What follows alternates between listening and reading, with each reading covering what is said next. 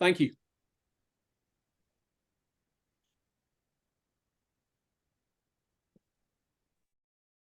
Now we are live. Just give it a minute for participants to join.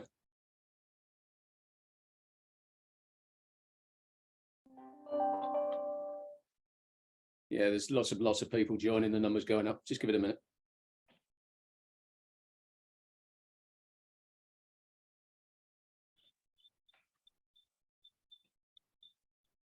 Good morning and good afternoon. If you've joined us, we will get started in just 1 minute while people join the call.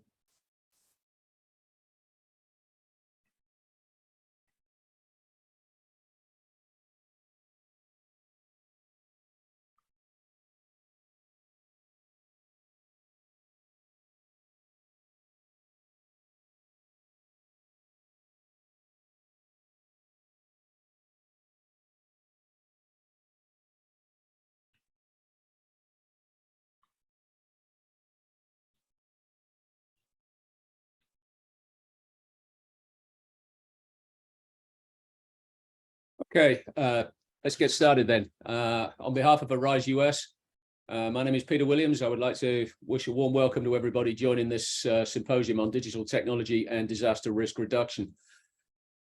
The idea of this symposium is to try to take a balanced view between the opportunities that digital technology offers and some of the risks and downsides that inevitably come with it. How do we balance those? What kind of protocols do we need? What kind of solutions are out there? What kind of unmet needs are there out there as well? Welcome to the symposium.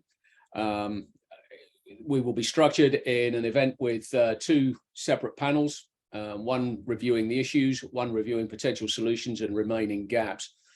At the top of the next hour, there will be a 2-minute break to allow people just to step away if they need to, dividing the 2 panels. So without much further ado, I'm going to introduce our keynote speaker, Debbra Johnson. Debbra is a founder of the ARISE-US network and an independent advisor on resilience. Her career with DuPont afforded her opportunities few others have had to work at the intersections of sustainability and disaster risk reduction, and that continues to be her focus today. Over the past decade, she's been engaging in technological advancements both as an advisor and through her volunteer efforts, for example, with ARISE. As such, Debbra provides research, training and guidance to those seeking to optimize digital technologies for disaster risk reduction and resilience. Debbra, over to you.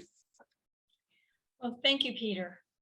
So, as many of you know, the first national disaster to heavily rely on technology in the United States was Hurricane Sandy in 2021.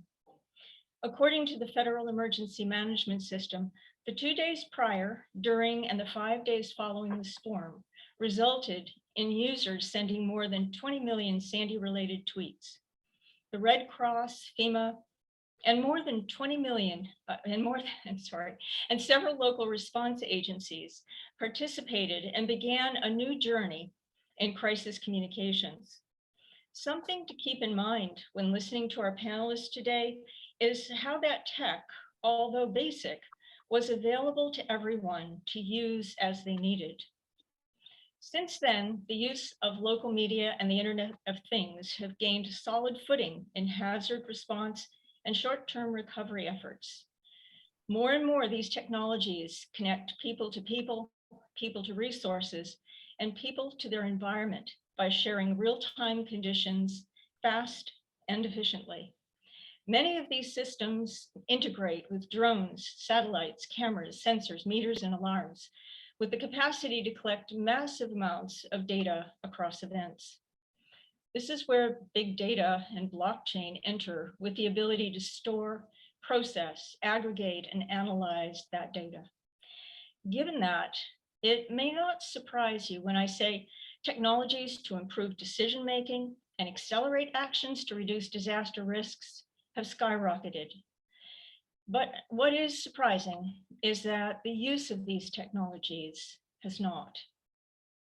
More specifically, the development and availability of the technologies that collect and aggregate and analyze data to reduce our risks are really not an issue. moving these into widespread consideration and use is. So what's standing in the way? First, we're conflicted when it comes to the use of technologies. It's truly an approach avoidance relationship. At one end, there's the opinion that technology is the answer to solving our problems. And this can lead to something called solutionism, or the belief that by applying some technology successfully, you've solved the entire problem. On the other side is the belief that relying too heavily on tech can blur our view to other more natural solutions, and perhaps those that are simpler, more affordable, accessible, equitable, and trusted. Just because technology can do something doesn't necessarily mean it should, or that it does it best. But if it's a better and more powerful solution, what we want to know is how those developing it are ensuring that the technology's purpose and its performance are well informed and aligned with those that will use, deploy, and rely on it. Trust by itself is another potential barrier. To trust, we must understand. That understanding is not easy to obtain, especially given technology's rapid development. And those developments are mostly and completely unfamiliar, unseeable, and even unimaginable domains for most of us. Tech can also be fragile with its reliance on power sources, and we're often unable to fix anything quickly. It's also open to cyber risks and privacy issues, all of this contributing to a lack of visibility and transparency. So as a result, it isn't very hard to reason why digital technologies are slow to be adopted and implemented in the spaces where lives, livelihoods, and entire communities and their economies are at risk. At the same time, there's much to be gained from tackling these hurdles and accelerating adoption and deployment, especially in those vulnerable and exposed communities most in need. ARISE's 36 networks around the world are aligned with the UN Office of Disaster Risk Reduction's mission. That mission is to accelerate global efforts in order to achieve inclusive sustainable development and the goal of the Sendai framework.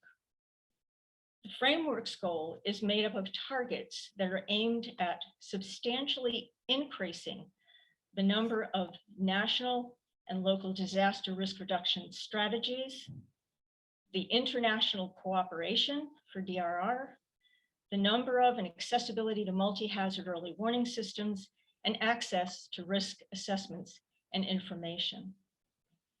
Together, these then contribute to substantial reductions in the number of people lost to disasters, the number of people affected, the direct economic loss, and the degree of damage to critical infrastructure and the resulting disruption to basic services. So whether focused on early warning systems and response or the role of reducing greenhouse gases to mitigate future risks, technology innovations will inevitably be part of the mix. So each of us face a number of questions. Foremost, how do we reconcile our concerns and uncertainties to ensure that in adopting and deploying our tech solutions, we are not, in fact, increasing and accumulating risk? How do we learn, teach, and develop the capacities that enable us and our colleagues to be more aligned, confident, and strategic in our decisions and choices for the use of these technologies? And where are the resources, support, and guidance for all of this? Today's discussions are aimed at exactly these topics and more. As we move to our panels, we invite you to engage by sharing your thoughts and questions in the chat box and Q&A. So with this, let me turn it over to the panel. Camila, over to you. All right, thank you so much, Deborah, and good afternoon, good morning, everybody. Thank you so much for joining us. My name is Camila Tapias. I am a global disaster resilience specialist at Spain Global. We are a US-based public benefit company, and we exist to disrupt disasters from neighborhoods to nations. In our company, I lead our business and industry and international practice areas, as well as a risk reduction program area.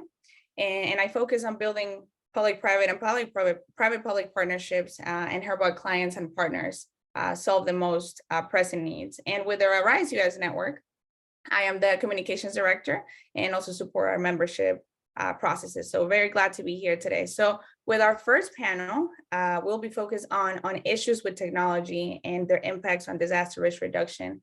Our first panelists are incredible, and they will cover diverse topics and different case studies. So we have Tom Baumann with Climate Change Coalition, Dr. Jack Crumbly with Tuskegee University, and also Neil Cohn with Code Green. So our first panelist, Tom Baumann, he is the chair of the Climate Change Coalition, which is a global multi-stakeholder network co-founded with the United Nations Framework Convention on Climate Change, with over 360 organization members in 69 countries to advance digital for climate. And Tom started his work in sustainability in the early 90s, including global standard organizations, serving as chair of the ISO's International Committee on Climate Change Standards. And he started his digital solutions, his work with digital solutions in the late 2000s, including several startups to apply digital solutions for climate and sustainability. Tom, the floor is yours. So if we can start sharing this presentation, that would be great. Thank you very much, Camila, for the introduction. Just doing a sound check. All good? All good. Thank you very much. And thanks to ARISE-US and all the organizers for this event. I'm happy to be involved in it to discuss a little bit of the state of play on digital for climate in general, but very happy to be part of this event because it's quite refreshing to take this non-hype approach to reality check on how digital or the right digital can be useful for addressing the climate emergency and DRR in particular. Next slide, please. So the Climate Change Coalition, it's a nonprofit organization, and as Camila mentioned, it was co-founded with the UNFCCC Secretariat back in 2017 at COP23, where there was just an immense interest in using digital solutions in support of the Paris Agreement, with mitigation as sort of a lead application. And at that time, quite a lot of hype about these technologies. Everybody was coming to market the usual digital will save us type of attitude. And we knew better. There was already enough challenges within climate per se, and bringing in such an innovative, rapidly evolving space like digital needed to be done very carefully. So we started the coalition as a global multi-stakeholder network that's not only the digital solution providers, but academia, government, NGOs, the whole array to provide that 360 perspective. I believe everyone recognizes that the users are central. User-centric solutions are key for their adoption to be adopted well. And so we, next slide, please. We started to build out a network by connecting all of these various types of stakeholders who spoke different languages. And I don't mean English, French, Spanish. I mean climate jargon, digital jargon, and they talked right by each other, even within their community. So starting at a very basic level of how do we get the conversation productive and not just simply talking past each other. Over the first 5 years, we started from just 12 organizations to 360 organizations, and they're in 69 countries. Next slide, please. So just go over this very quickly. Here's a few examples. The organizations are often nonprofits in the digital space, and there's several listed on the screen, different blockchain platforms or IoT alliances, NGOs, and of course, many, many entrepreneurs. And that provides a really interesting mix of perspectives on, what's working within digital and what's not, or what should be included. Next slide, please. And so at COP27, we did a stock take report of our first 5 years and announced our strategy. Here's a few examples of what we were able to assess from our member database, and I'll focus on just one. Next slide, please. And that is as it relates to priorities, applications of digital solutions. Initially, finance, markets, carbon markets in particular, were seen as top priorities, and they are largely. Adaptation was not really a big issue, but last year, as part of the COP focus areas in general, adaptation really became a priority. In fact, over 40% of our members saw adaptation as a priority area. Next slide, please, which is the basis for focusing on adaptation and resilience, disaster DRR in general, emergency response and so on, as one of the new focus areas that we're calling a lab, to take more or less grassroots, member-driven cooperation to a much more structured approach to bringing together digital solutions within adaptation and resilience issues. Next slide, please. I know we're tight on time, so I won't take too much on the intros. So in particular, the Climate Change Lab is being co-led by Adaptation Leader, one of ARISE-US members. It's a not-for-profit out of the US, as well as with ARISE-US itself and some other networks involving thousands of practitioners and policymakers. Really, the subject matter domain experts, along with the Climate Change Coalition membership, where there are a variety of different digital stakeholders, whether this the solution providers or academia or standards developers and so on, to really build out a framework and a roadmap that will be more effective in engaging stakeholders. Next slide, please. Last slide, and these are really the key issues for us. Connecting the stakeholders across the communities. So within adaptation, climate more broadly speaking, where there are some brethren that would like to, if at all possible, be beneficial to the space of adaptation, and the digital technologies and associations who would like to cooperate more effectively. There is no shortage of these initiatives in one form or another around the world, but to really make them effective, how can we incentivize that engagement amongst stakeholders? That's really addressing one of the key issues, which is real solutions for those to develop, because there's quite a lot of hype. You'll see every day, if you're looking carefully, some new solutions announced, but still suffering from the age-old vaporware reality. How do we get past that into more real solutions, and to do that, incentivizing people to stick to it and help build out these solutions, because it is a long-term process. It's not a quick fix. And then secondly, as was mentioned previously, compiling the resources. What are the current activities? What are their real performance like? Are they doing well or not? Next, agreeing to a shared taxonomy for the digital infrastructure. What does that look like? What's it built on? What are the standards and roadmaps for that as well? And then advancing the best practices, the real practical working solutions that are going to be context specific. They're going to match a specific set of needs and users, which really represent the right digital solution for that need, rather than something that's been over digitized and doesn't represent the best value for money or for ease of use and all of those other factors. So in the context of the Climate Change Coalition and sort of building out this global network of stakeholders, these are sort of the key issues and a roadmap that we think are essential to try to build a strong foundation from which we can inform ourselves on what are the serious issues that we can address with practical solutions and make the progress. So I'll leave it at that. Thanks very much. And back to you, Camila.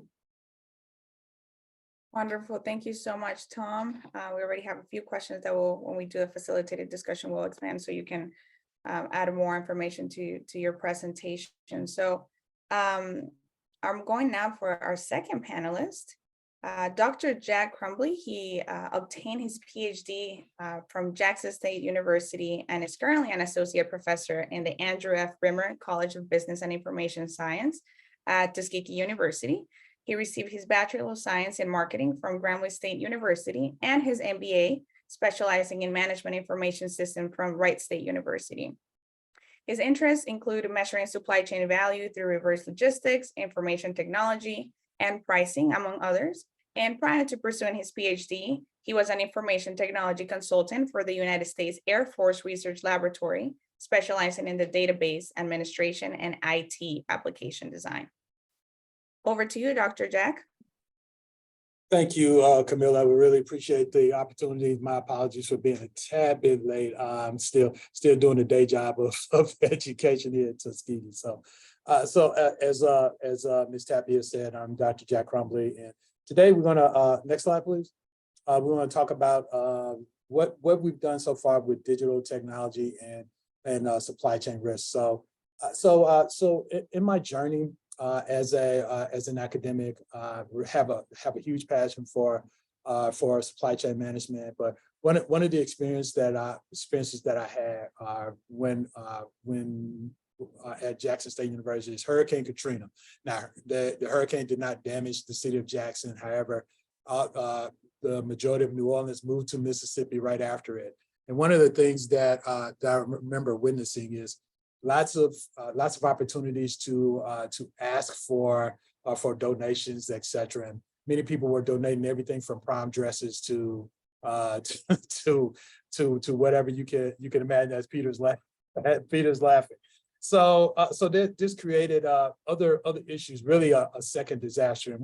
And I don't. So I'm going to pivot to 2023 to talk about some of the challenges that I've had or that I've seen with supply chain. So if you I was listening to Tom, and he was referring to, and I'll try to tie some of the components that he mentioned in his presentation with what we're doing.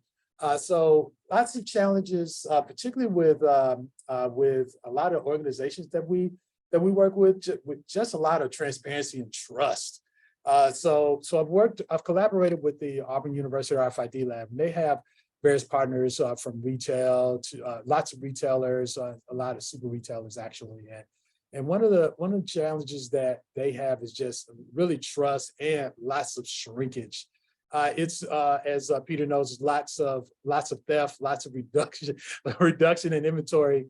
And one of the things that I think that organizations are looking for is a solution to remedy that. So one of the examples I provided in this example is Nike's scenario with almost $1 million of theft in shoes. Can you go to the next slide, please? I have some photos, I think, of the scenario. Yes. So Nike with this theft. H&M with burning clothes rather than delivering them. All of these things are challenges in the supply chain, and the reason why we have this issue is, again, lack of trust and fear of reducing value in the brand. So what are ways in resolving this issue? So next slide, please. Okay, so one of the things that I've been involved with is a project using blockchain with, again, multiple retailers, IT companies, not a manufacturer yet, but that's the hope. So the project really looked at using a Hyperledger as an opportunity to provide a permissioned, using a blockchain to provide permissioned access to partners. So the idea was to provide transparency for all, but I'll just be using examples, using apparel company A being able to see their inventory, but not apparel company B's or C's. And one of the challenges again is really just a trust scenario.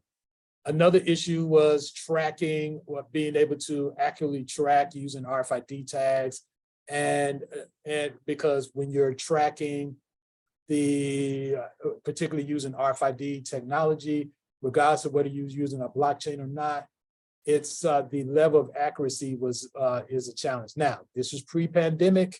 The hope is to actually move forward with this project again. But next slide, please.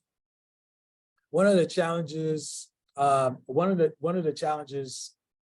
that's seen particularly post-pandemic is the opportunity to really use blockchain again, because there has been some initial investments in blockchain, but not lots of great results. So there's, I won't say a phobia, but definitely some challenges.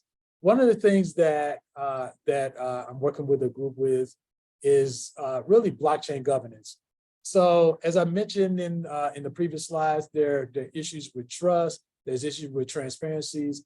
One of the things that our group is looking at is the role of blockchain governance.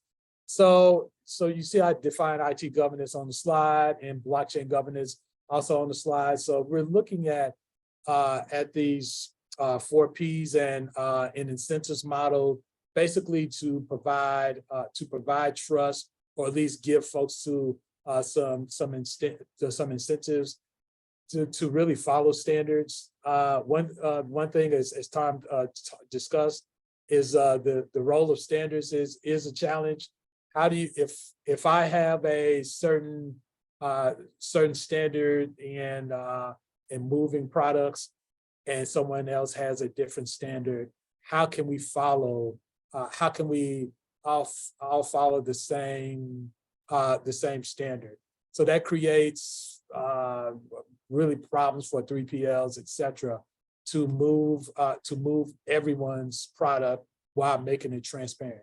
So the hope is a combination of using governance will provide this various level of transparency, which will improve, okay, thanks, which will improve transparency and trust. Next slide, please. So I'll add one more minute, Camila. So again, that was the end of the presentation. But overall, the hope is to use blockchain governance as and standardization. I'm working on 2 projects as a way to provide this opportunity for people to trust and for products to move. So I appreciate your time. Looking forward to questions if you have any at the end of the session. Wonderful, thank you so much. Now, last but not least, our 3rd panelist for this first panel is Neil Cohn. He's the co-founder and CEO of Code Green. Neil is a blockchain and sustainable finance expert who was instrumental in developing the early markets for carbon and renewable energy. And more recently, Neil has led the development of the foundational digital architecture for carbon trading, which is a collaboration with the World Bank in Singapore to build a climate action data trust, and also a partnership with the IFC to structure standardized carbon tokens to democratize access to climate finance. All right, go ahead, Neil. Hi, thank you, Camila. I don't have any slides, so I'm just going to jump in and try to cover a few points that I think are important, and hopefully leave more time for questions. So really the main points that I'd like to bring across as we look at this, I am a huge proponent of decentralization and tech for good. You know, for the first part of my career, I was really focused on using market mechanisms for good, but it became very obvious to me after being involved in carbon markets since the 90s that as it became possible to use these markets again after the Paris Agreement was really adopted, how could we leverage the technologies, the AI, the IoT, the geospatial data, and even blockchain? How can we leverage these technologies to do better, to create projects that are not just these mega projects because it was too difficult, but can be smaller and more impactful and more cost effective. How do we use this to scale and build better markets? How do we use these technologies? How do we leverage the technologies to do good? And what hit me as I looked at, Bitcoin, which was an interesting, phenomena, and then Ethereum, which took it further, saying, hey, as long as we're using computers, let's insert, smart contract code. It's that decentralization is great. It really can do good, but the original vision of it, empowering the underbanked and all of the things that we heard, I really believe that we need a little bit of a reboot. I think that we need to understand that decentralization means radical inclusion and empowerment. And my first point is that, it needs to be decentralization to enable everybody to be on more of a level pitch. And it should not be about, disintermediation of really critical authorities. We have governments for a reason. We have the UN and all of the good they've brought. We've been in 30 years of climate negotiations to get to the point where we are today.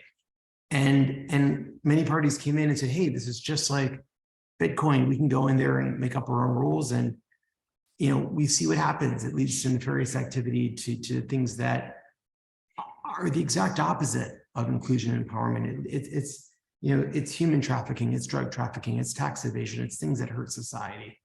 So it is that balance of recognizing that we have to be regulatory compliant, we have to use this technology for good, and really make sure that we shift the paradigm to help the population that really is at most at risk to these global challenges, to disasters, to climate disasters, and to economic and health disasters that they're currently facing. The second point I'd like to make is that, I came into this looking for tech to solve challenges, and I think I invested in 3 or 4 companies until I really found one that started to actually have some technology that actually was usable. And most of these technologies started out as pilots, and they never really moved to the next level. They would get fresh coats of paint, and they'd get a little bit tweaked, and ultimately we need tech that's deployed to solve these challenges, and not what we've seen a lot of, where tech that's been built without a good use case is leveraging the climate crisis and other global challenges as a reason, as a use case. And in those situations, we've been jamming a square peg in a round hole, and it's been problematic. So we need to make sure that we should try to coalesce around technologies that are really helpful, and all tech, really recognize that all technology, there's a checklist. It's got to be, is it good for the economy? Of course, it's got to be economically viable. Is it good for people? Is it good for the planet? And if you're missing a box, Bitcoin, yeah, really cool, good technology, but it hurt the planet. Ultimately, it created more of disparity and the huge energy use and the waste of resources. So a lot of good, but I'm going to say I think it's a false messiah. It was, it brought us somewhere, and bringing into contracts with Ethereum, the same thing, but we can continue to get better, and we shouldn't stop. We're still in the early stages of this technology. Last, I think that, not last, actually, I'll say the third point is that we need to make sure that tech and the communities try to work in a way with agreeing to the higher principles. And one of those needs to be compatibility or interoperability at some level, so that we create technology that actually has a path forward and doesn't just create confusion. I think a lot of the people, it's very difficult to figure out the difference between this tech and that. And if you're not comfortable with it, you tend to, the studies that show when you go to the grocery store and there's 14 kinds of jelly, you're not going to buy one. But if there's 3, you're going to taste one and pick one. In these situations, I think we need to really clarify what the differences are and how these technologies can work together, because some of the silly marketing battles and hyperbole, it doesn't help anyone. And it's really, especially when you're taking, I'll compare this. If you look at where we are in climate, for instance, we've spent 30 years. I've been involved since the 90s on early, negotiations and then early markets. And I'd say, climate is now a young adult. It's functional. It's hitting its stride. We're actually getting somewhere. But yet we bring in blockchain and you've got a volatile teenager that is still fighting and figuring it out and getting things wrong. And when you try to combine them, we're causing disruption when we cannot afford to have these issues. We can't afford to delay. So we need to come to higher principles and recognize that these risks are far greater than anyone's profit, and we need to recognize where the priorities need to be. I'm also going to say that decentralized systems. I really believe in decentralization and decentralized systems, but most are not really looking at data in a way that's very useful. And data sharing needs to be done to manage the risks of open data, and putting data on blockchain is often not the most intelligent way to use blockchain. Blockchain is not a solution for everything. I think there are situations and ways to use data correctly on blockchain, but the way that I first saw this, you were going to take that data and you were going to lock it up, and it was like taking my bicycle and locking it to a tree. I could point to it and say, hey, that's my bicycle, but I couldn't use it. And eventually it killed the tree. So if we look at this and how can we change that? And there are systems now able to use that data in a dynamic way where we can take it and protect individuals and organizations from negative impacts, protect proprietary information, use systems that are more permissionable and dynamic in the way they work. And that's what we're trying to develop. And last is that if we build these systems, these decentralized systems, if we build data systems that are living, they're dynamic, they can change as the data changes, and they can be used again and again for multiple issues, for climate, for global risks, for healthcare, for built environment, all of these things. If we do this correctly and we create the right foundational tools, which is what that's what we need to do, is work on the foundational tools, and then also make sure that we keep in mind ethics and these risks, because when we lose sight of that is when we end up in problems. I'll let it go there and hopefully get to other things and questions. But thank you, guys. All right, well, thank you so much, Neil, Tom, and Dr. Jack. So we have a lot of questions from the audience, but I'm going to start with you, Tom. We have some questions here. First, what are some of the challenges with data privacy? And I know you talked a lot about your experience with climate change standards and developing a lot of this, and in particular with your experience with who is involved in the development of that taxonomy that you explained, and that correlation with data privacy issues.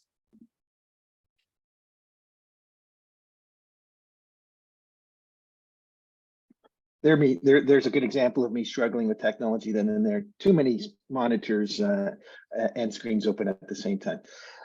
Thanks for the questions. Let me start with the last one in terms of who would be involved in the taxonomies. My opinion, the more, the better.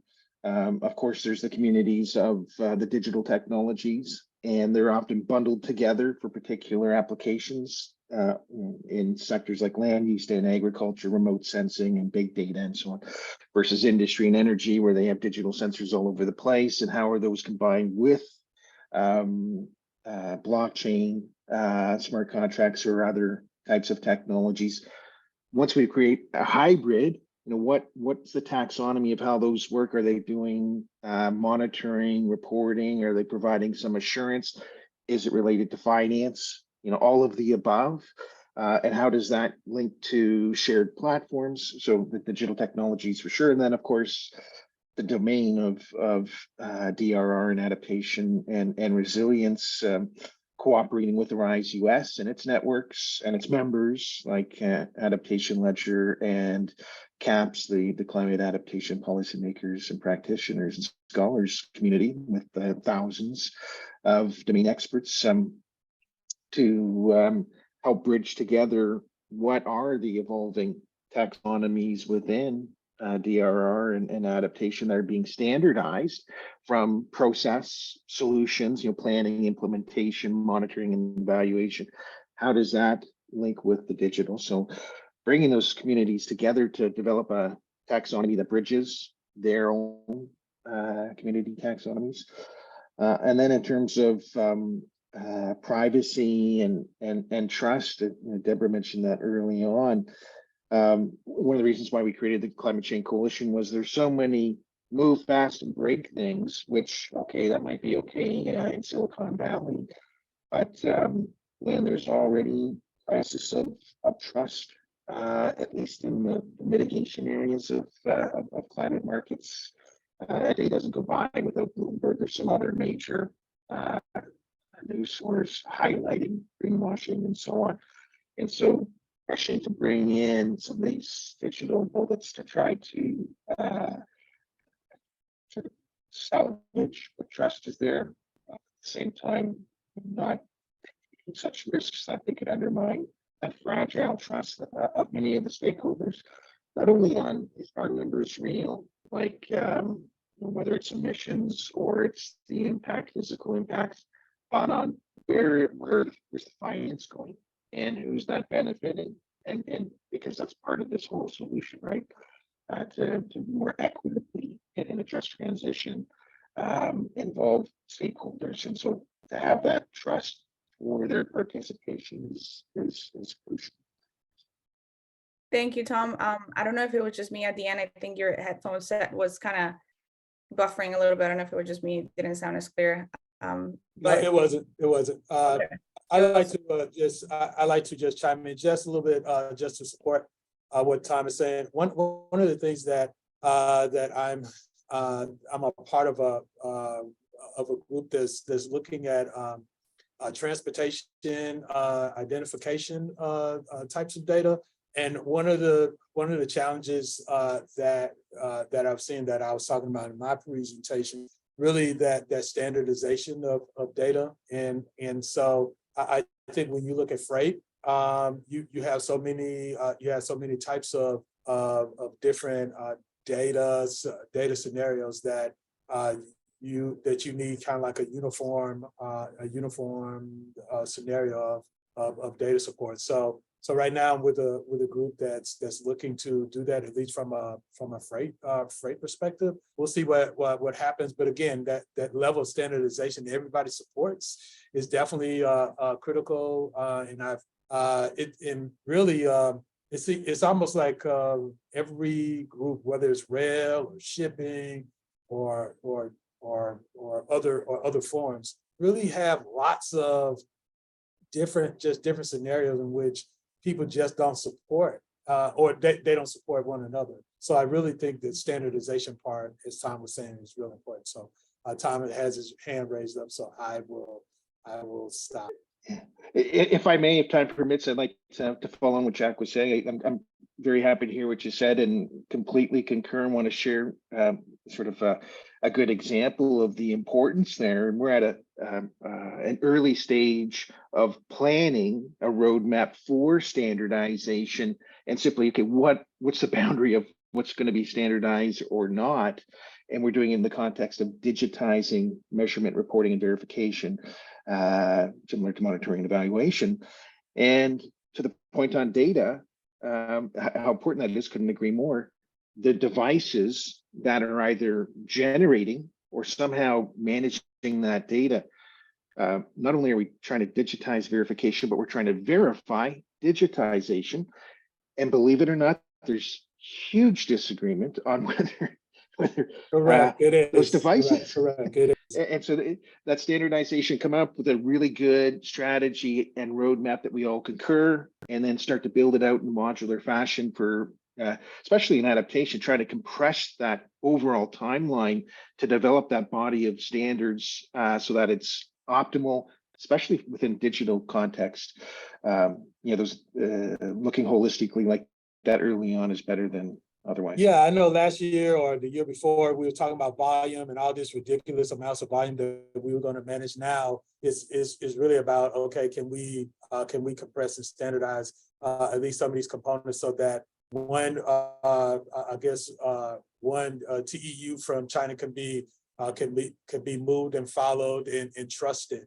So I think once we kind of get that down, then I think the rest will definitely be improvement, particularly with some of the questions they were asked about do we have the technology to support various disasters? The answer is yes, but again, do we have the trust across organizations to move processes?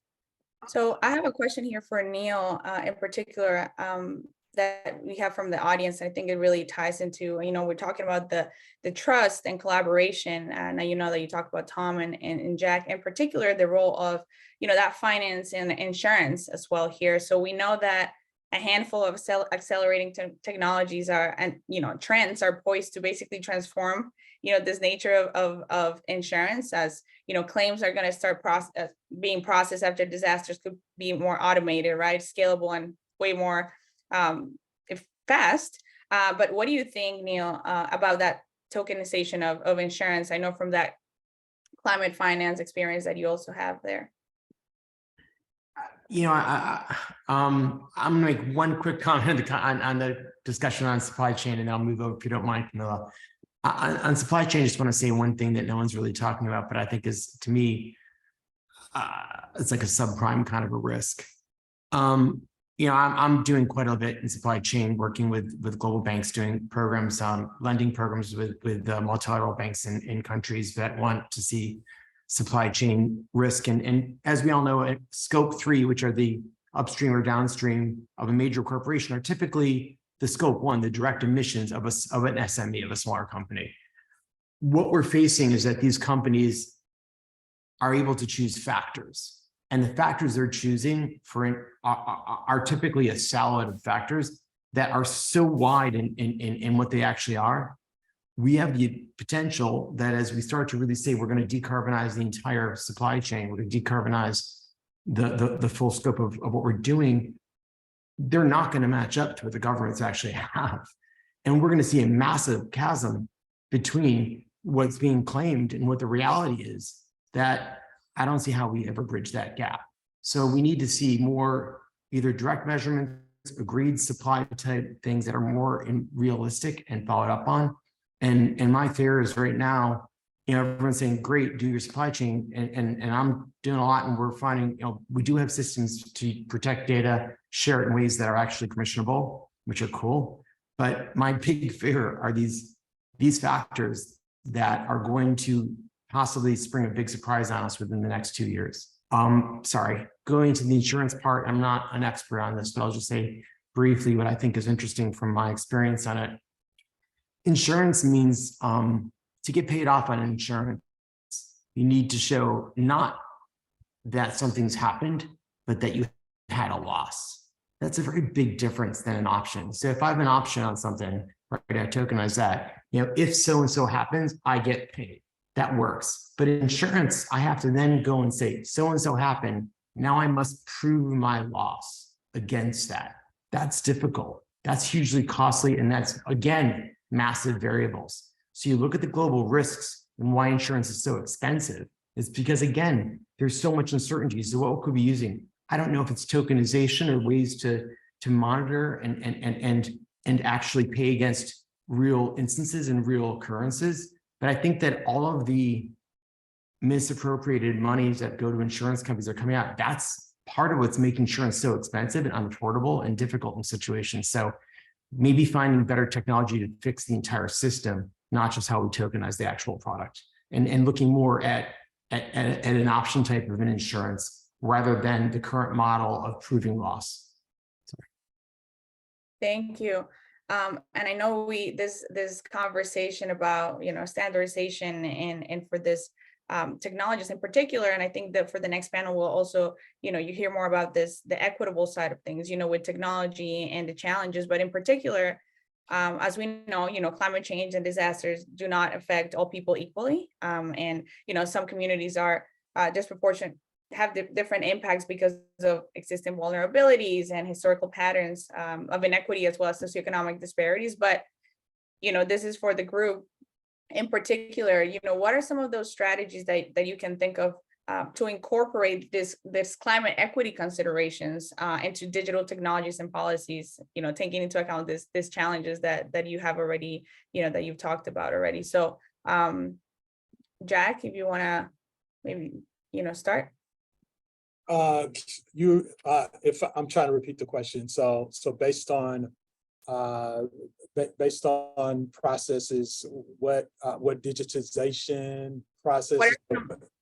Right. What are some strategies that you can think of to incorporate climate equity considerations into? Oh, sure. technology? Great. Okay.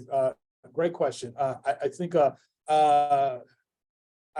from just piggybacking off of what Neil was saying, that he is right. There are lots of variables, and you have lots of global partners, and so that creates the lack of transparency. I think that really the transparency is very, very important. Therefore, going back to the importance of standardization. Now, question is, do we bring development and production back to the do we shrink that back to the states, or do we shrink that back to regional spaces? If we do, what are the repercussions, particularly with some of our partners such as China, et cetera? Because if you look at just production and the way production is being developed, it's creating lots of waste, because we have this one-way funnel of particularly from products from North America from China to, or Southeast Asia to North America. Again, once you have it, then how do you manage it and sustain it? What options do you have? And right now, it seems like everything's going one way, and the only other thing we have is just all this trash, etc. No, very little reverse logistics or circular economy opportunity. So you have lots of companies, IBM being one of them. Not a sponsor of I love IBM. IBM supports Tuskegee University, but just if you look at some of the things that they're looking at doing with regard with data management. Question is, what are we doing with these products? Are we doing secondary? Are we creating secondary products? What are happening to those secondary products, etc. So, any other comments, Tom? Maybe for that equity considerations into standards and policy. Well, the first thing that comes to mind for me is my own experience. We had a pretty rough weather event here last year, and I know a lot of places around the world are, but adaptation has become a big issue within our city political discussions and taxation, because we simply weren't ready for many of these floods, or the sewer systems back up, or windstorm blows your house down, or ruin stuff. And what can we do as individuals to help mitigate the impacts? Whether everything from diverting water away and rain barrels, anything you can imagine.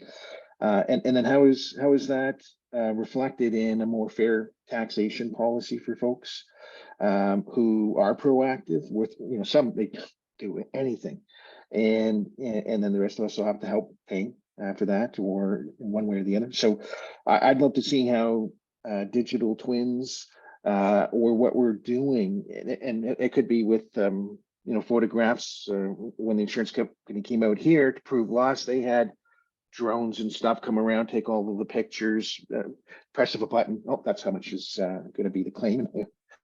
How can we use that in a way that helps reduce the costs on folks while they can do sort of small things individually to improve our resilience to those impacts. So I'd love to see something that empowers citizens and incents them to reduce their tax costs or insurance costs or whatever.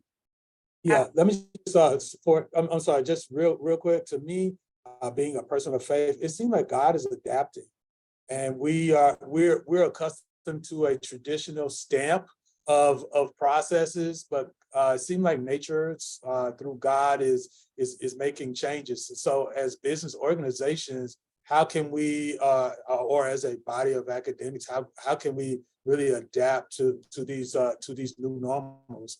Again, in the 1900s they did, but now we have a 2 and 3.0. So how can we adapt to these acts while maintaining our global variables, global components or processes. I'm going to let Neil chime in as well. I know you emphasize this idea of democratizing access to, climate finance, and in this case, for that equity considerations and standards and policies. What do you think this potential, strategies, and with your experience and what you've been working on so far? I really think, it's critical to create basically standard models. We had to do that for the Climate Action Data Trust that we created with in Singapore. That enables sharing in a way that is comparable. I think what we've seen here is more and more folks all come in with their own very, very unique ways to define things. And while technologies can be different, there is something to be said, as Tom said, taxonomy and creating that.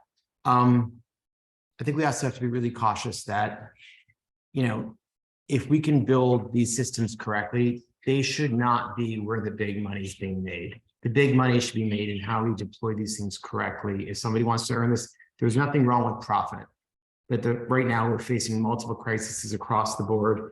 And it's not the time for us to be sitting here like, where do I get rich quick on this? And I'll admit, it's easier to say when this is not my first career, frankly, but it is critical that if you want to be a major voice and be out there and help, is your first priority needs to be, how do I help solve this in a way that works? And then great, do I build a fund that invests in the right things? Do I do something else do I create technology that I can deploy? But the technology should not be the platforms themselves where the big money is being made. Awesome. Well, we are very close here to finish our first panel, but I have one last question, and you become very concise with your answer, all of you. I know a lot of us have heard, this new trend with ChatGPT. Everywhere. I think a lot of us are listening to ChatGPT right now. It's everywhere. Everyone's talking about this. I'm really curious. What are your thoughts on some of these issues with having this technology? So a lot of people are really talking about right now with the benefits, and that's kind of the next panel. We're talking about solutions and more in that emphasis, but very concise. What are your thoughts right now, the challenges that you can see with this technology? I see you smiling. Neil, why don't you start? Well, my wife's not watching. I can just say that my Valentine's poem is really good this year. So ChatGPT is pretty cool. You could do some amazing things with it.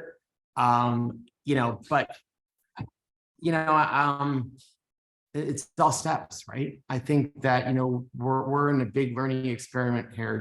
We've got kids that we want to teach to write their own papers and do these things. I don't really see it as a risk. I think it's really cool that AI is getting to the point where there's benefits. Obviously, we'll have to have controls at some point, be careful. But, I think that all technology needs to have a moral compass. Everything, we need to be responsible in how we implement. So that's my only opinion. I just think it's funny because honestly, I was really just using it. So that's great. What about you, Dr. Jack? A few thoughts on some of the issues with this? Yeah, in regard, real quick, I think from an academic perspective, when you look at some people still in academia that were born in 1940, I think there's some challenges, particularly when you think of business acumen and soft skills. Again, I think ChatGPT can probably do some support with that, but again, when you have those traditional modes of people actually having the acumen and people actually having the soft skills, again, I think I think there's going to be some, as Neil just said, some adaptations to using tools such as it. I have not used ChatGPT at this point, but again, have I heard about it? Yes, I think that, and we at Tuskegee University has had some conversation about how to implement ChatGPT, or should that conversation be for folks in computer science, information systems, but again, for traditional business students, that's going to be another scenario as well. Yep. And Tom, before we go on break, any last thoughts? Yeah, thanks very much. I also have not used ChatGPT. I'm still waiting for some of the dust to settle I'm sure AI can be harnessed for good, but we're going to need standards for ethical AI and what they're building in terms of the the values of the programmers and how that gets reinforcing. Is it Western or is it global values? I mean, I could go on and on and on if we don't watch that carefully. And all of us, we democratize that rule setting process upon which AI gives back expedient and quality results. We could be looking at a disaster, and I certainly would not want to see such a powerful technology blow itself up because we weren't smart about it. Wonderful. Well, thank you all so much. I know, Peter, you want to chime in here, but yeah, this was great. I know, wish we had all day to talk about all this topics. I know there's so much to unpack, but thank you all so much for your presentations. And go ahead, Peter. Camila, outstanding job in herding the cats. Thank you very much indeed. The chat GPT is really interesting. Just as a thought that occurred to me, a lot of folks will know that chat GPT can write perfectly passable computer code. And that's its main danger. Somebody will use it to write some code for some critical infrastructure system without checking it properly, and that infrastructure system will break and it will cause damage and or loss of life. One day, ChatGPT is going to be a fantastic boon. Not yet, it ain't. At least not in a mission critical context anyhow. I just leave that thought with you. Folks, we're going to take literally a 2-minute break just to allow people to be comfortable, and we will resume with the second panel chaired by Shefali, and we look forward to it. But thank you very much to our first 3 speakers. Thank you very much to Camila. Fascinating discussion. I've been taking tons of notes here. Very cool. Thanks, guys. Thank you. Thank you. Thank you. Bye-bye, everyone. Back in 2 minutes.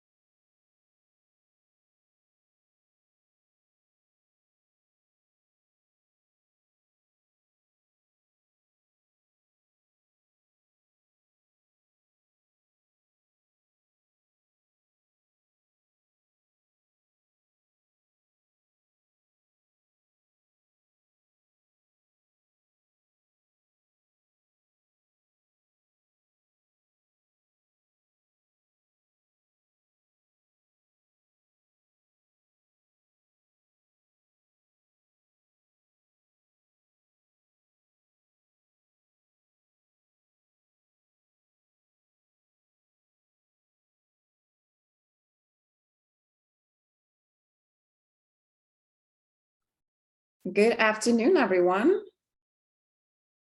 I am Shefali Lakina, Director of the ARISE-US Network and co-founder of UNDRR, a climate justice-focused social enterprise based in San Jose, California.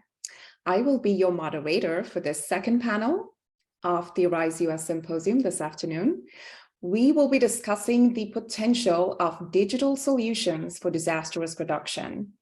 We will also identify some open questions and deal with remaining challenges because there are so many, as we just heard. Before I introduce our 3 panelists, I want to spend a couple of minutes setting the stage for this conversation. I will also be inviting in audience questions, so feel free to keep those coming in the chat and I'll be sure to fold them into our discussion. For those of you who have just joined, this is a reminder that we're hosting this symposium as a preparatory event in the lead up to the Americas and Caribbean 8th Regional Platform for Disaster Risk Reduction, which will be held soon from February 28th to March 2nd. Key points and recommendations from this symposium will be presented to the regional platform for further deliberation and actionable next steps. Also, a quick reminder, if you've just joined us, that this panel discussion is being recorded and will be shared on our website soon. Could I have the next slide, please? Now, in the past few years, we've seen how advances in digital technologies have really enhanced the speed and scale at which early warning, disaster response, and recovery can be conducted. But as the first panel just highlighted, Quite a few challenges still remain in digital tech's development and deployment, including issues of data quality, access, and interoperability. And as we dive into unpacking some of these issues, I want to encourage us to, for a moment, step back and acknowledge that the broader discussion around the benefits and challenges of digital tech is not in fact new. We've always been concerned with how technology can work for us and better our life experience. And although I can refer you to an entire library of useful readings on the subject, here on the slide, I recommend 4 books that point to certain milestones in how we've been engaging with this discussion over the past years. So back in 1950, Norbert Wiener's thesis on cybernetics weighed the benefits and challenges of automation. Back then, Wiener hoped that machines could amplify the human experience by relieving people from repetitive tasks and free us for more creative pursuits.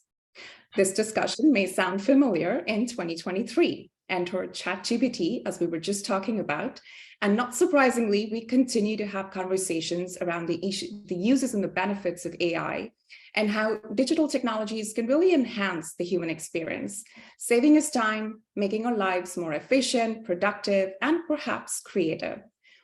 In recent years, these discussions have also extended to nanotechnology, biotechnology, geoengineering, carbon markets, blockchain, as we were just hearing, and fintech. And as we enter the 4th industrial revolution, blurring the lines between physical, digital, and biological, we are in an inevitable race after technology. But in American sociologist Ruha Benjamin's usage of that term, a consideration of social biases, including race, gender, and abilities, should not be an afterthought after the technology has already been developed. We're realizing how important it is to be intentional about what technology is created, by whom, and for what purpose. And as we begin to wield the power to catalog and query the whole earth, from forests to watersheds, cities, insects, animals, we're learning more about the nature of data itself. Data is not just in the cloud, this abstract or invisible thing. Data is situated and generated in particular kinds of geographies and infrastructures.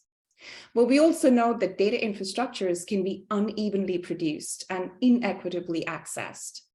And to address this issue, as we know, we're beginning to leverage open and more democratic Web3 technologies, but challenges remain, which I'm sure we'll get into during our discussion.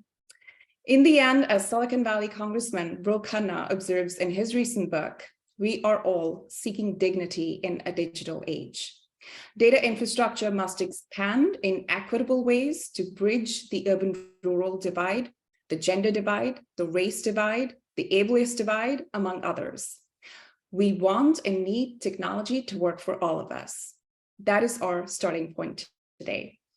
And these are some of the broader themes that our panel has very bravely agreed to unpack today.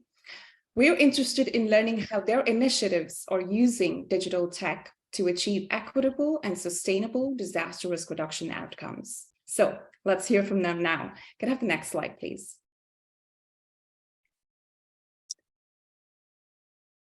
Thank you. So for the rest of this hour, you'll be hearing from 3 innovators in the digital tech space. First up, we have Dr. Ali Mustafavi, who is Associate Director at Texas A&M University and Director of the Urban Resilience AI Lab. Over to you, Ali. Could we please have Ali's slides pulled up?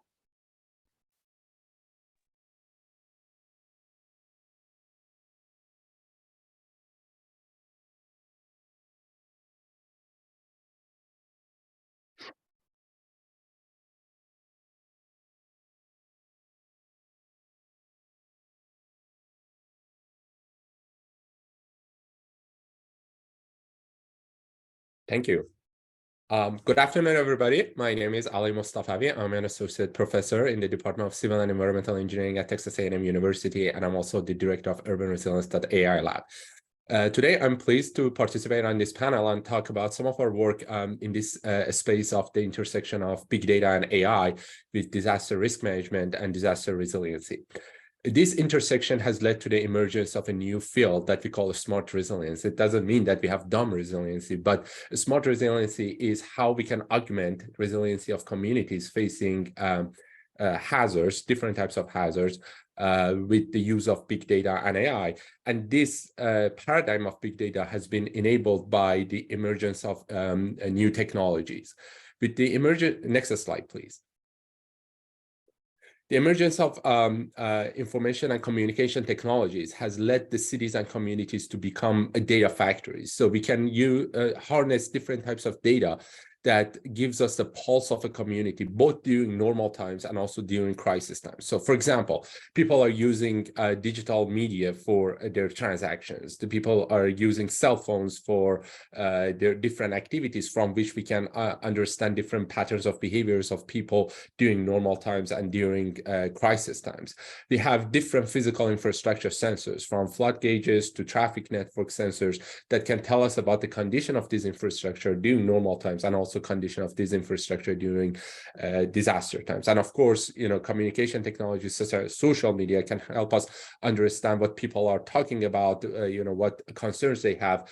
And this has been one of the sources of information in the field of crisis informatics for understanding the response of communities to disasters. So the bottom line is, we have more and more data to work with to better understand the pulse of communities and cities during times of crisis.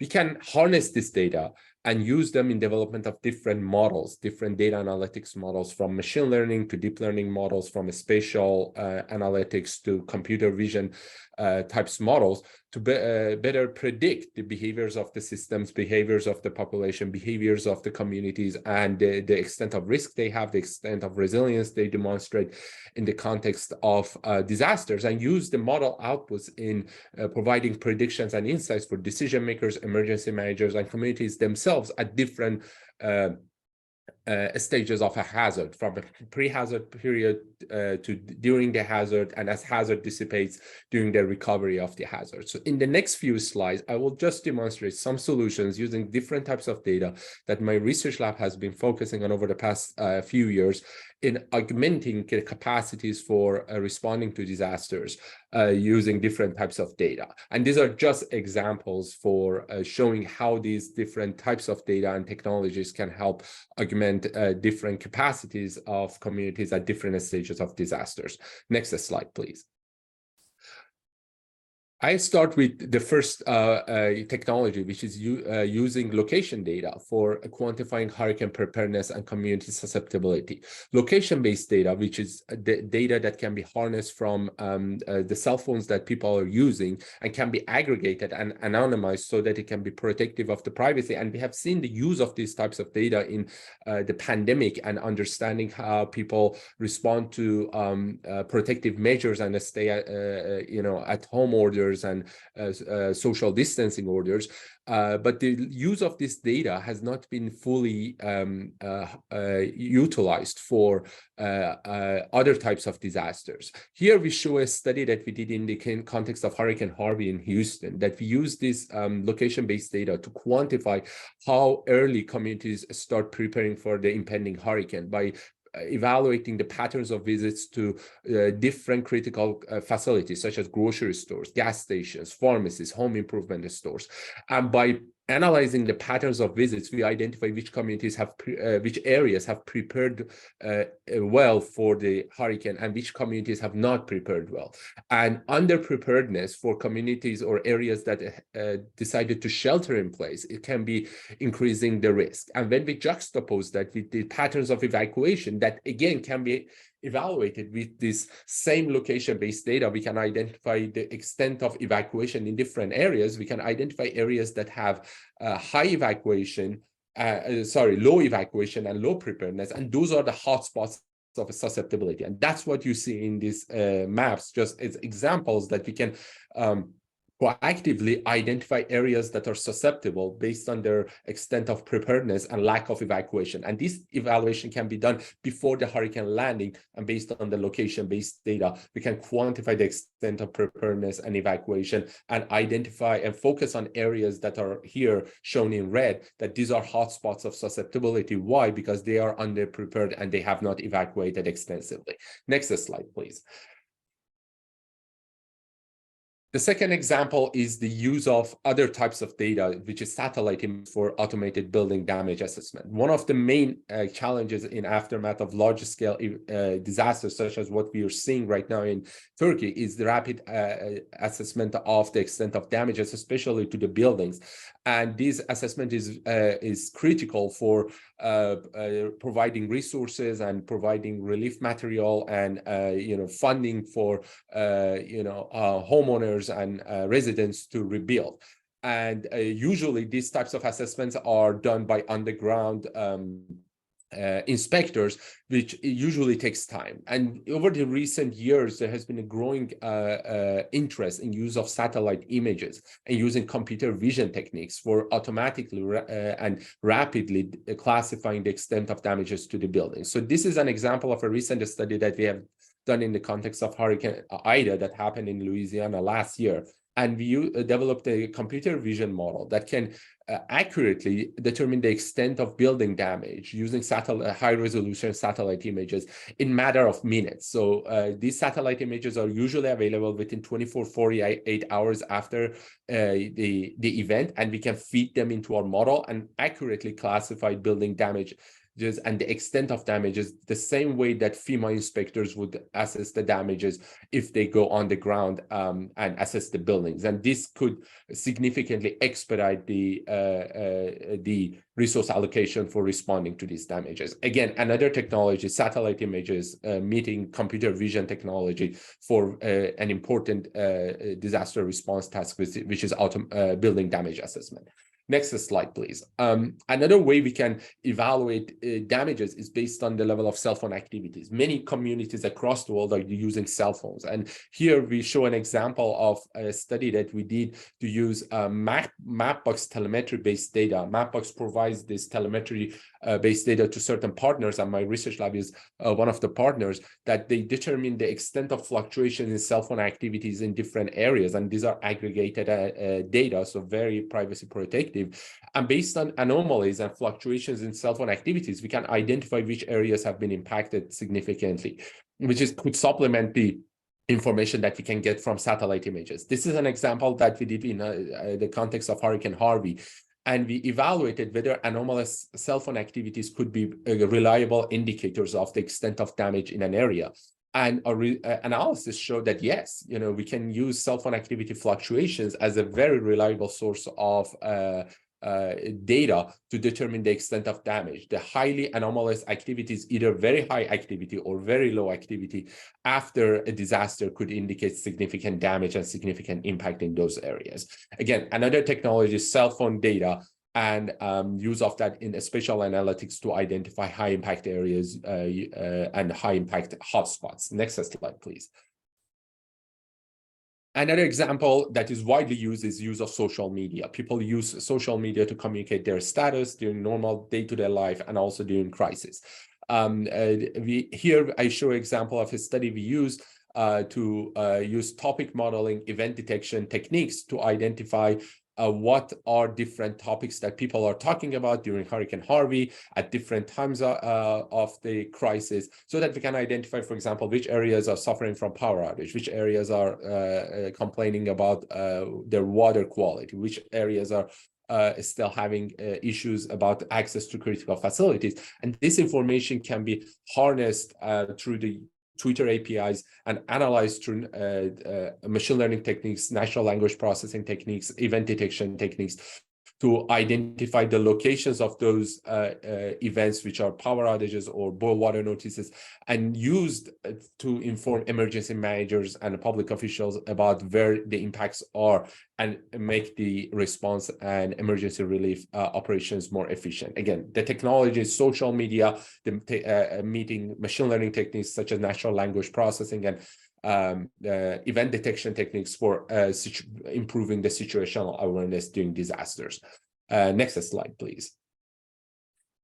The last use case that I want to demonstrate is the use of location-based data as well as credit card transaction data for monitoring and recovery. Usually monitoring recovery is done using surveys that are sent to households to ask them, how well they are recovered. But this information has significant lag, and this has tremendous impact on allocation of recovery resources.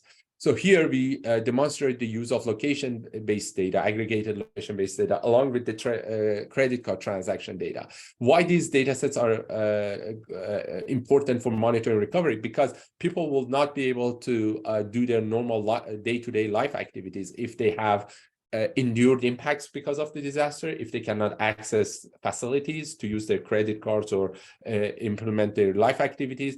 And all of this provide good proxy about the lifestyle changes in the community. And if we can use these data sets effectively, like the example I show here, we can identify which areas are recovering faster, which areas are recovering slower, based on the time it takes for the life activities evaluated based on the patterns of credit card transactions and patterns of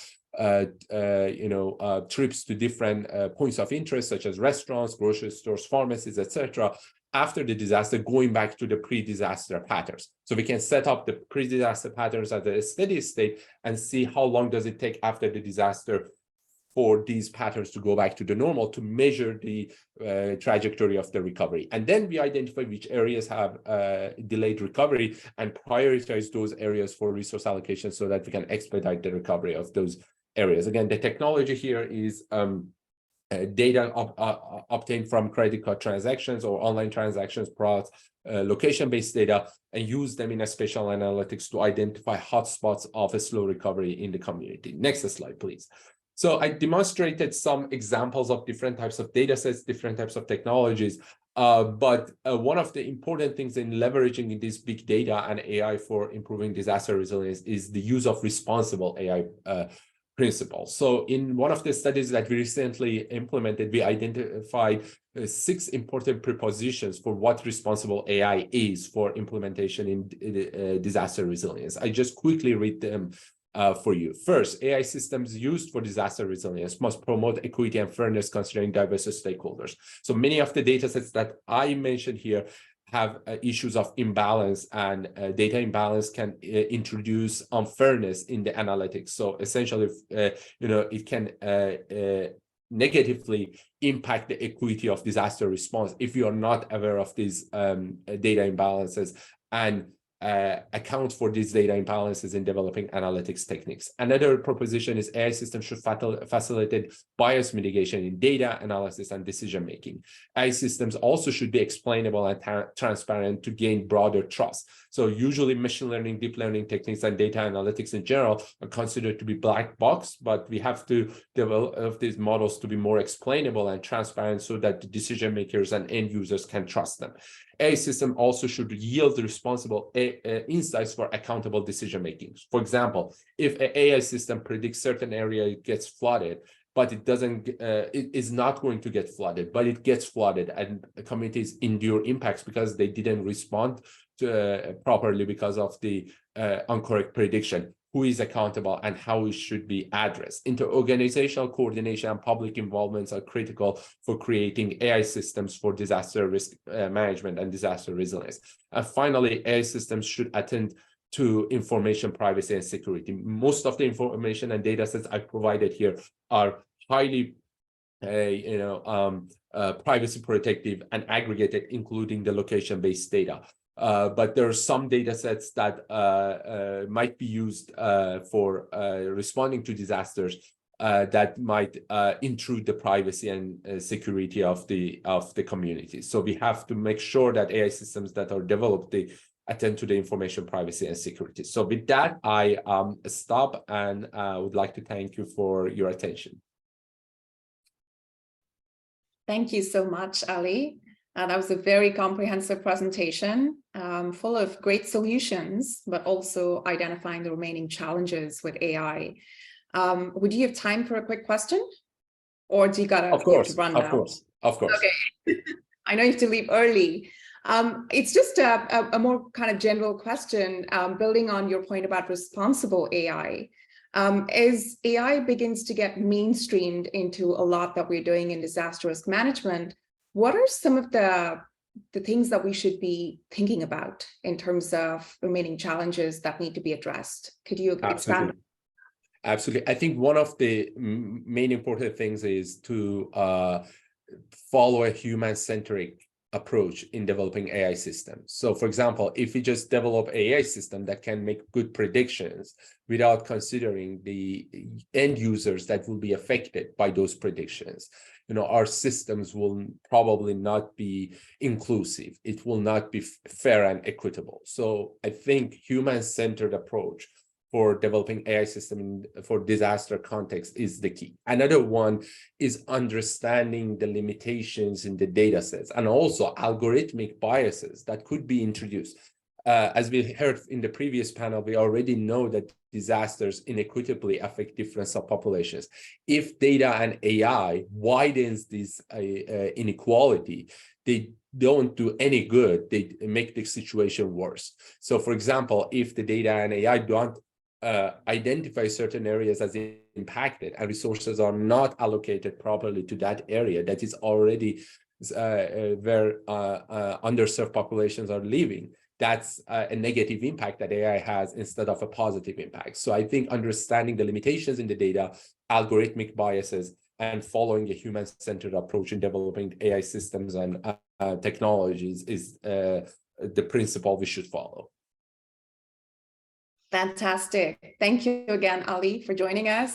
Sad to see you go and you cannot participate in the rest of the discussion, but we'll fill you in. Thank you again. Thank you for the opportunity. Sure. So next up, we have Lou Zaccarella, who is co-founder of the Intelligent Community Forum, which is exploring the intersection of communication technologies and economic and human development.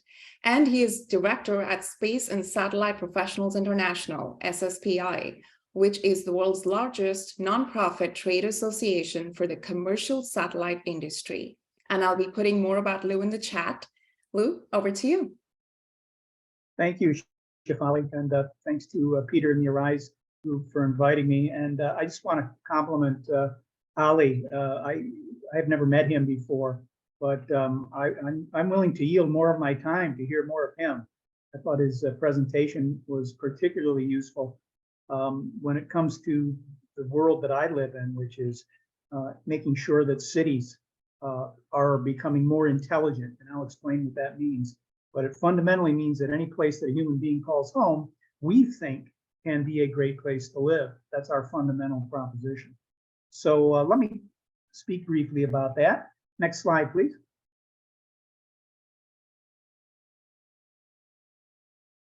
Yeah, if mayors ruled the world, there was a great book by Professor Benjamin Barber. We would probably have a better place to live overall. When you think about it, national governments don't pick up your garbage. They don't keep your streets safe. They really don't. Henry Kissinger even said about 10 years ago that the national government, the way it was originally designed, is no longer functional. And so what we're continuing to see are attempts to do things at the national level that are much better done at the local level. And we proved that through the work we've done with about 200 cities. But here's an interesting data point that we've been looking at. You've heard a lot about the smart city movement, and they are not measurably improving the future of our cities. They've targeted the low-hanging fruit, making sure your water systems are observed and your lighting systems are digitized. There are obviously improvements they've made in certain areas, but in many cases, to refer back to what Ali was saying and Shefali, what you were talking about, with regard to the intentionality of communications, they are increasingly seen as dehumanizing in many parts of the world. There are a lot of exceptions, but again, I will talk about that later. Next slide, please.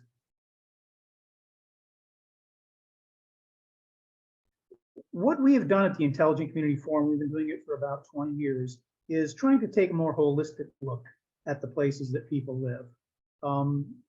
The idea that somehow, as someone said in an earlier session, technology is to be worshipped is actually violating probably the first commandment.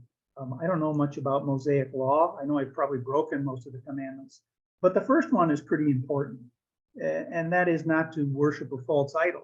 And I think that what we have tried to do is to look at intensifying the human experience, not digitizing cities. The technology is just a tool. It's what it's always been throughout human history. And to put it in front of the human experience diminishes exactly the kinds of places we're trying to create. These are the 6 factors upon which we measure cities.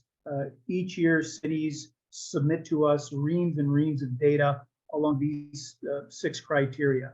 You'll notice that sustainability is one of them. We have looked at models in cities around the world where really remarkable things are happening, of the like that Ali just talked about.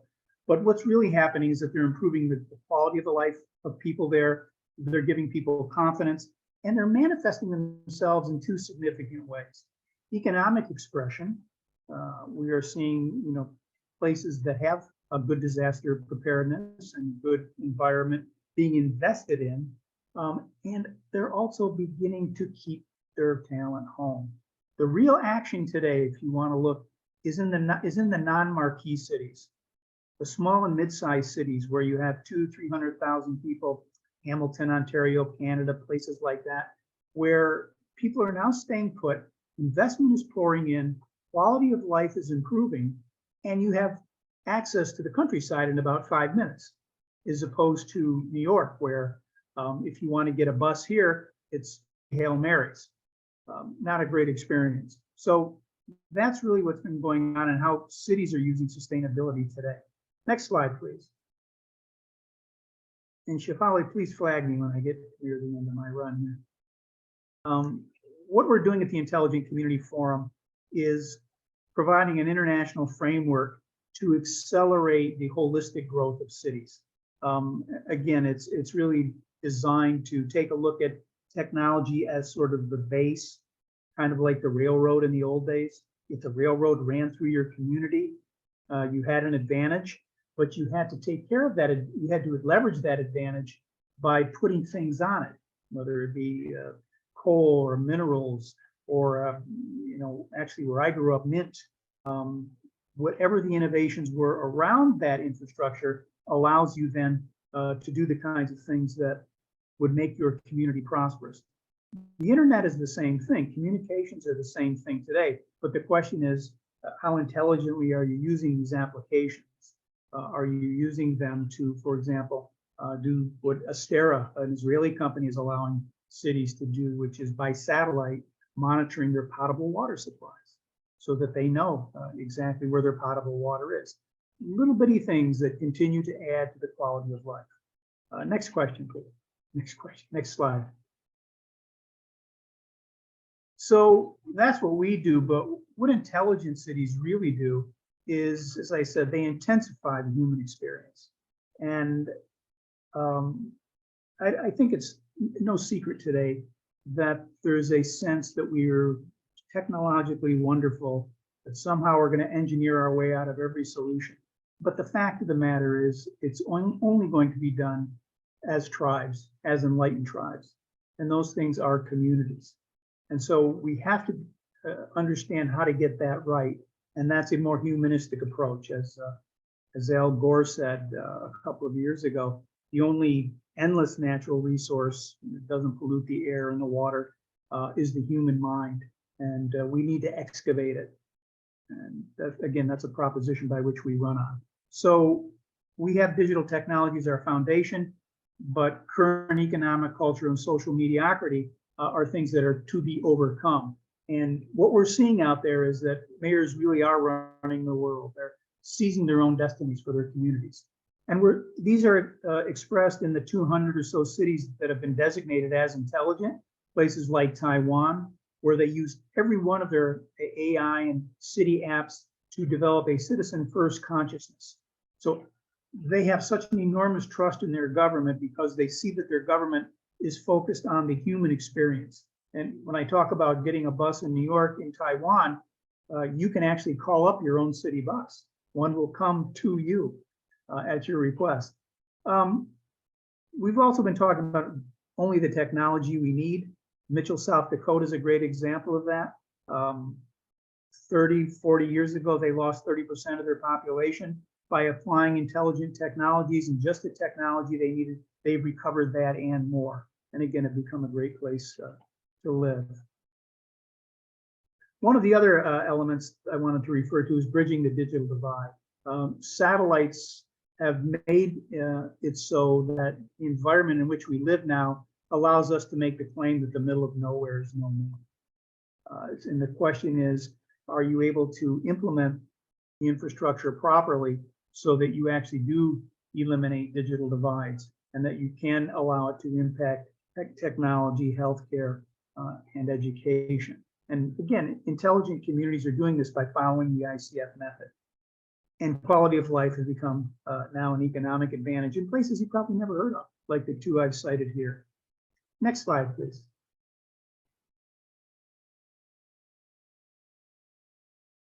You know, we've been very fortunate in that thought leaders have inspired our movement.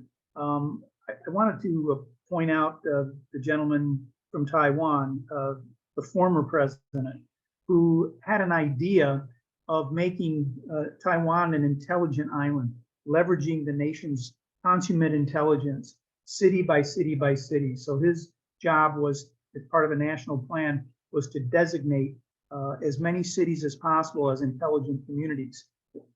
He thought that that groundswell would lift the productivity and the humanity of Taiwan. And he's been enormously successful in that regard, and it's actually become a model for other places, including the state of Ohio, which has now been designated as an intelligent state. Next slide, please.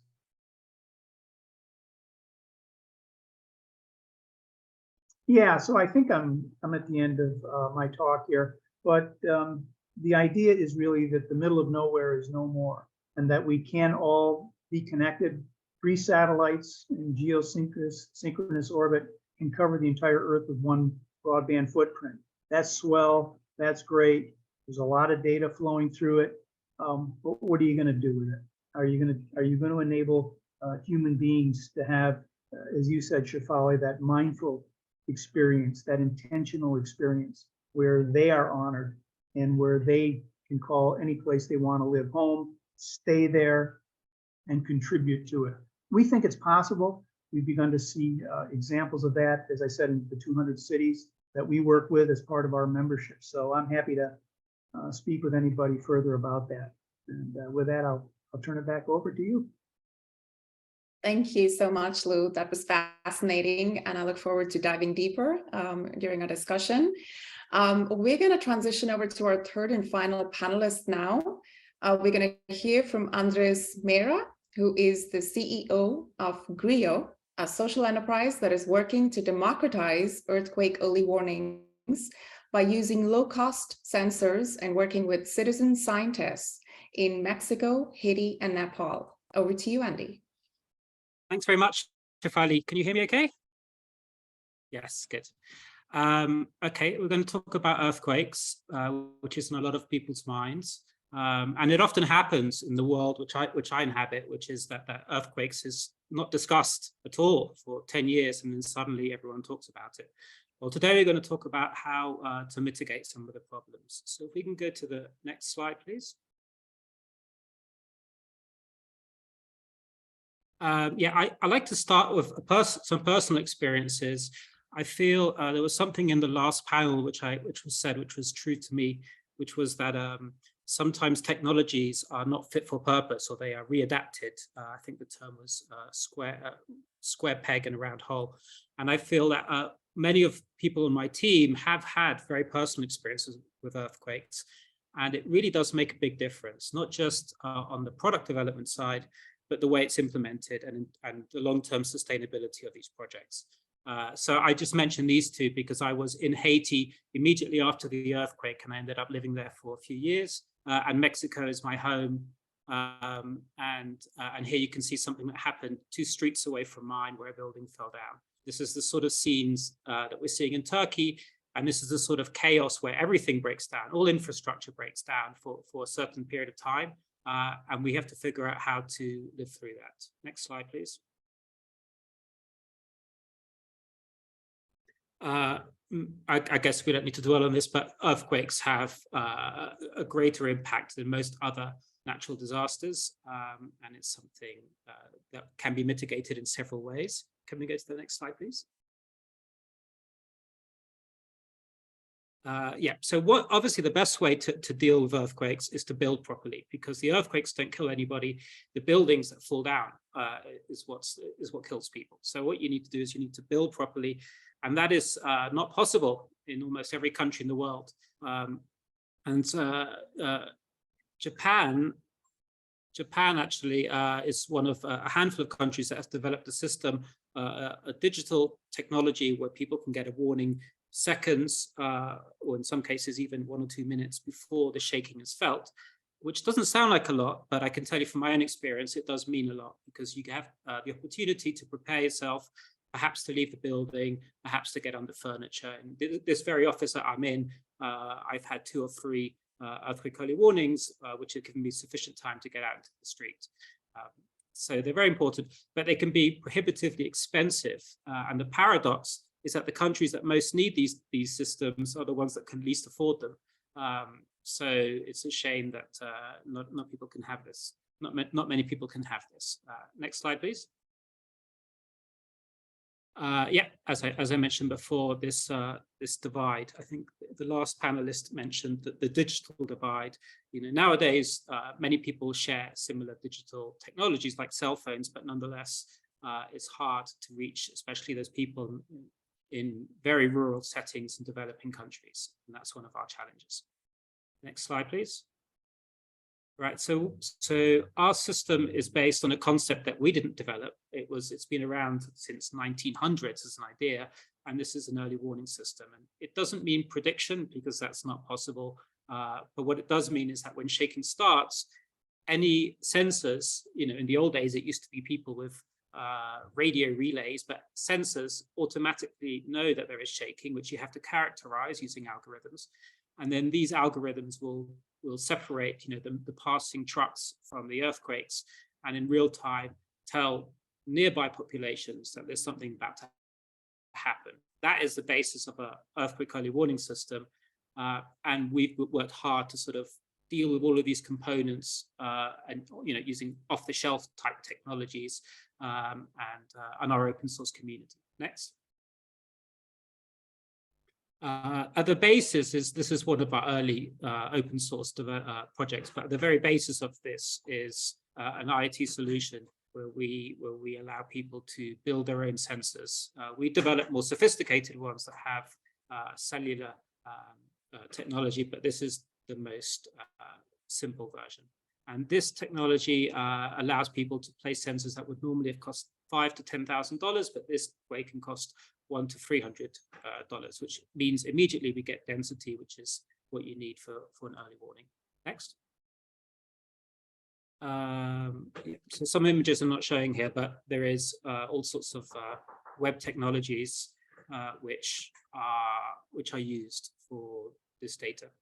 And so basically in real time, we can get the data coming in, processed, and out. And again, this is all stuff that we've published open source, but we also have some proprietary elements, machine learning using neural networks, which will identify different types of waves. Next, please. Okay, so this is, yeah, just to show that our solution, our IoT-based solution, is much cheaper than other solutions, and that we've implemented in a number of countries now. Next, please. So one great example here is Haiti. In Haiti, we have a partnership with the government. It's a very difficult place to operate. I was just there a few months ago. Safety is a huge issue right now. But we also have a partnership with the leading telecoms. And I think one of the main points I wanted to make here was that partnerships is everything. You know, we're talking about technology today, but that's really the easy part. The difficult part is making something that lasts, making something that people understand and use, and making something that can be used, that will be effective.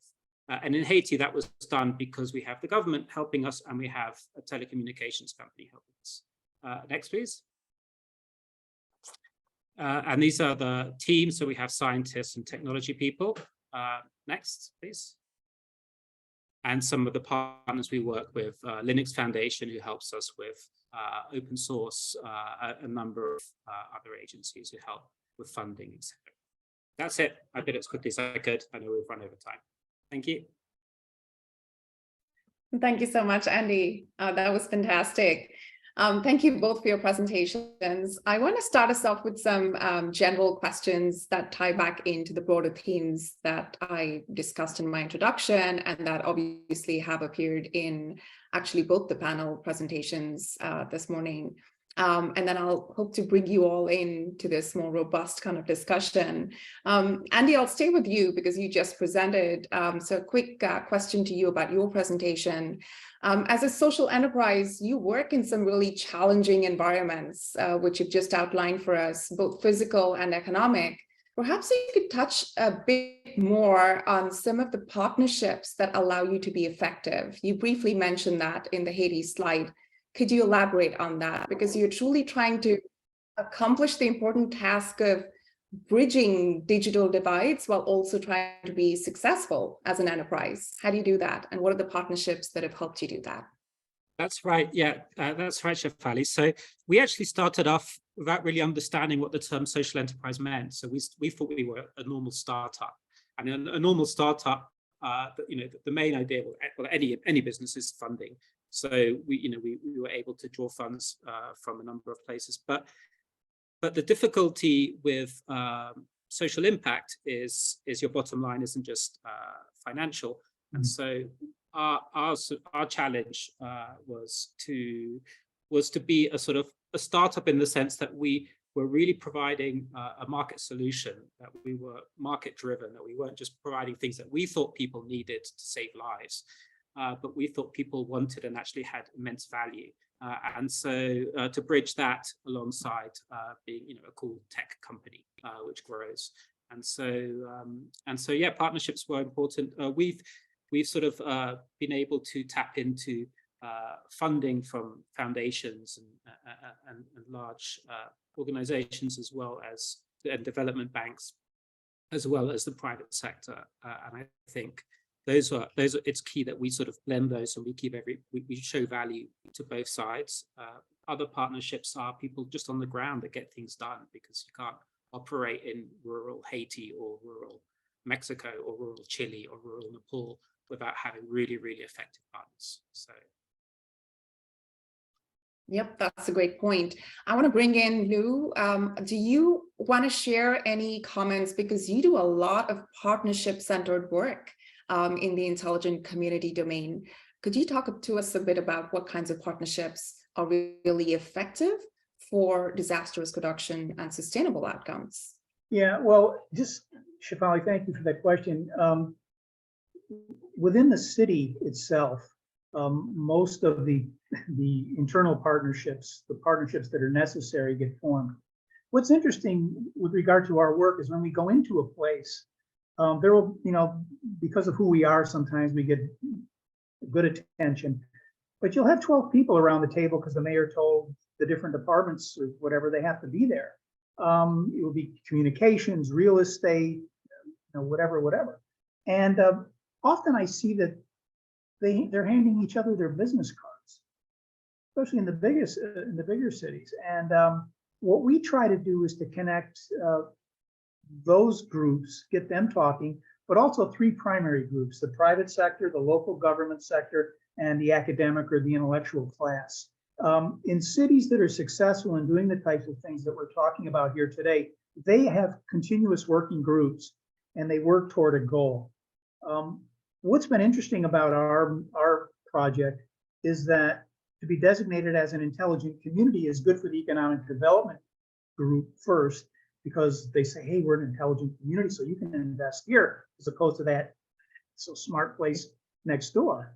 But what really goes on is that they look at the intelligent community idea in the awards program, of course, that we have, and it becomes part of a continuous process, almost like a practice that they have, like a yoga practice or something, however you want to define it. And over time, over sometimes 10 or 12 years, we've been working with some of these Taiwanese cities, you begin to see these developments, this communication, these partnerships form, and then they continue to reach out to the rest of this country, the state, and then the national organizations get involved and start feeding in their resources. So that's how we typically see it working. That's fascinating and very useful to our work at the ARISE-US network and the UNDRR, which is so much about cultivating those public-private people partnerships. So yeah, just quickly, you have to reshape the culture. They have to think differently about who they are, and in most places, it's getting them to become the best version of themselves. They've kind of forgotten who they are culturally. I don't know why. Well, I think I know why, but that's a whole other conference. It is, yes. Partnerships is a whole other discussion. But a second theme that's interesting to a lot of us working in the DRR space is really around assessing the quality and access to digital infrastructures, right? The material stuff that makes up digital tech and makes it possible. You have all talked about sensors, satellites, servers, but also the acknowledgement that that leads to digital divides due to issues of access, ownership, knowledge hierarchies that I alluded to in my introduction.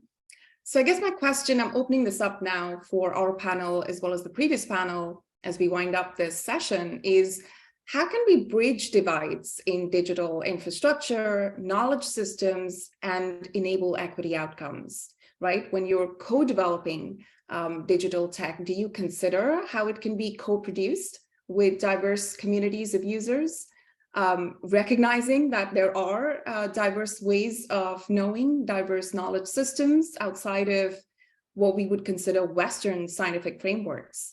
I'm particularly thinking of indigenous ways of knowing. Is that something any one of you would like to comment on? I can say something. So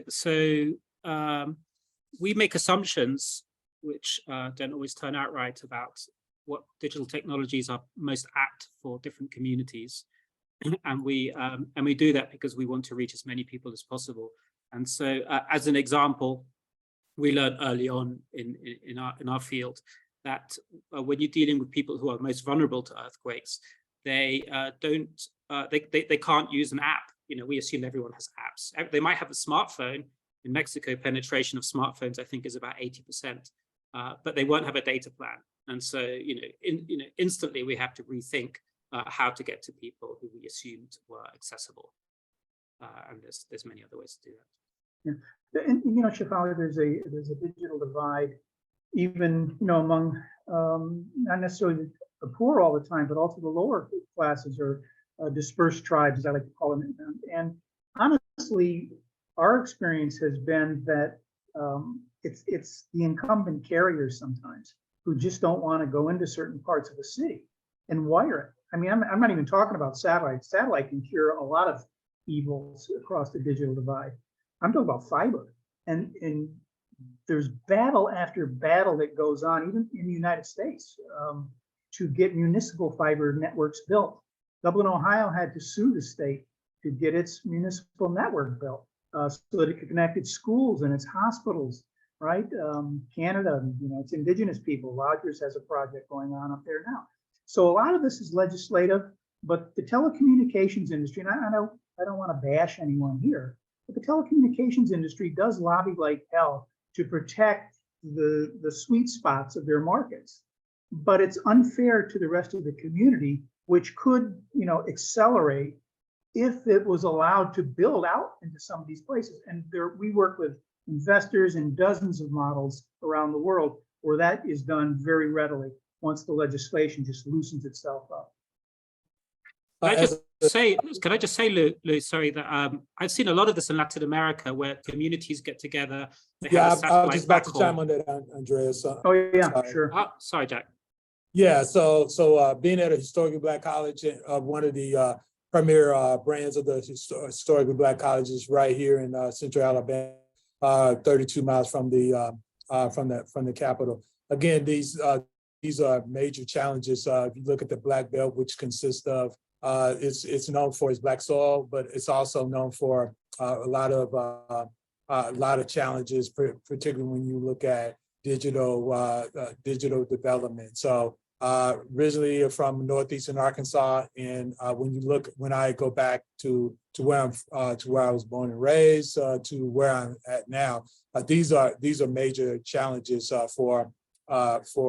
definitely for African Americans that are in rural spaces. Again, there are plenty of African Americans still in rural spaces that are looking to grow and develop. I'm quite sure people have heard about challenges in the Black Belt regarding just plain drainage, sewage treatment. So I'll stop there. But again, it's definitely a huge issue.